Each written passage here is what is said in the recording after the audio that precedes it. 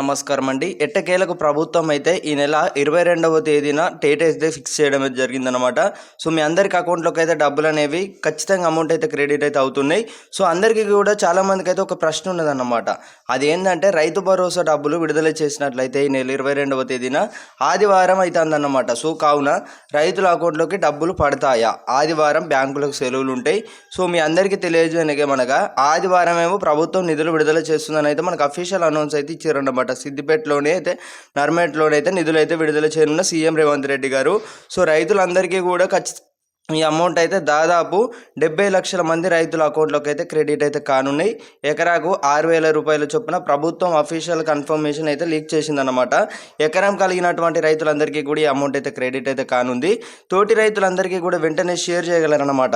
So ఇక్కడ మనకు ప్రభుత్వం ఏం చెప్తుందంటే రైతు భరోసా మేమైతే నిధులకు సంబంధించి అంత సిద్ధం చేశాం. ఆర్బీఐ దగ్గర నుంచి వెళ్ళి ఇప్పటికీ ఆ 9,000 కోట్లు దగ్గర అంటే తెచ్చి దగ్గర పెట్టుకున్నదే సరిపోయిందన్నమాట ఇన్ని రోజులు. ఇప్పుడు యాదికొచ్చి మొత్తం చూసుకున్నట్టయితే నిధులకు సంబంధించి అంతే ఆల్రెడీ చూసుకున్నట్టయితే రైతు భరోసా నిధులు విడుదల చేయలేకపోతే ప్రభుత్వం పూర్తిగా వ్యతిరేకంలోకి అయితే వేయిందన్నమాట. సో ఎక్కడ చూడుర్రి రైతు భరోసా రాలేదు కాంగ్రెస్ ప్రభుత్వం ఎగ్గొట్టింది అనేది ఇట్లా అన్నారు. సో ఎటకేలకైతే ప్రభుత్వం అయితే దిగొచ్చి రైతు భరోసా అందరికైతే నిధులు విడుదల చేయడానికి అయితే 3 విడతలుగా విభజించారు అన్నమాట. 1వ విడతలు చూసుకున్నట్టయితే ఇక్కడ మనకు ఎంతమంది రైతులకు 70 లక్షల మంది రైతులకైతే ఎకరం గల రైతులందరికీ అన్నమాట.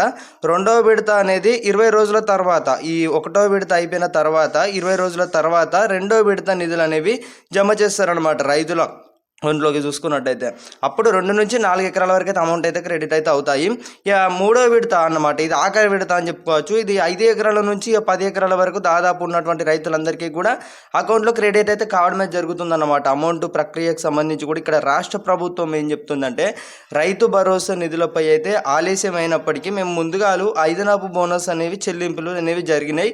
సో ఇక్కడ మనకు ప్రభుత్వం అయితే ఇలానే చెప్పిందన్నమాట. సో ఇక్కడ చూసుకున్నట్టయితే రైతు భరోసా విషయంలో 3 విడతలు నిధులు విడుదల చేస్తారు కాబట్టి 1వ విడత అనేది ఆదివారం సెలవు ఉన్నదన్నమాట. సో మీ అందరికీ కూడా బ్యాంక్ అకౌంట్లో చెక్ చేసుకోవాలంటే సోమవారం వీలవుతుంది. మళ్ళీ చూసుకున్నట్టయితే 23వ తారీఖు నాడు మీరు అందరూ కూడా మీ బ్యాంక్ దగ్గరికి అయితే వెళ్ళి మీ సమీపంలో ఉంటాయి చూసిర్రా, ఎస్బీఐ అయితే ఎస్బీఐ, ఐడిఎఫ్సి ఏ బ్యాంక్ అయితే ఆ బ్యాంక్ దగ్గరికి అయితే సందర్శించినట్లయితే మీ అకౌంట్లో చెక్ చేసుకున్నట్టయితే మీ ఖాతాలో ఎకరాకు 6,000 రూపాయల చొప్పున ఎకరం గల రైతులందరికీ కూడా ఈ నెల 22వ తేదీనే క్రెడిట్ అయితే అవుతున్నాయి అన్నమాట.